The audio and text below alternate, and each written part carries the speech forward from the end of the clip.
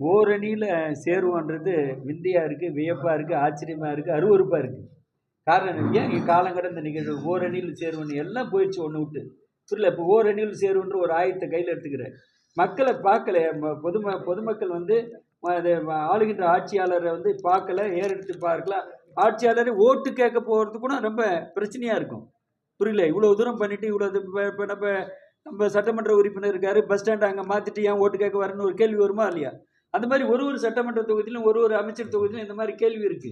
அந்த கேள்வியை மனமாற்றம் பண்ணுவதற்கு தான் ஓரணியில் தமிழ்நாடுன்னு ஒரு ஒரு ஸ்லோகம் வச்சிருக்காரு.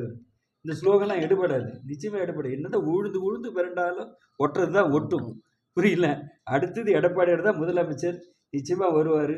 அதுக்குண்டான அந்த பயந்து போய் தான் இப்போ ஓரணியில் தமிழ்நாடுன்னு எல்லாரும் இறக்கி விட்டுருக்காரு. நேற்று மட்டும் 6 வாரமா பண்ணாங்க.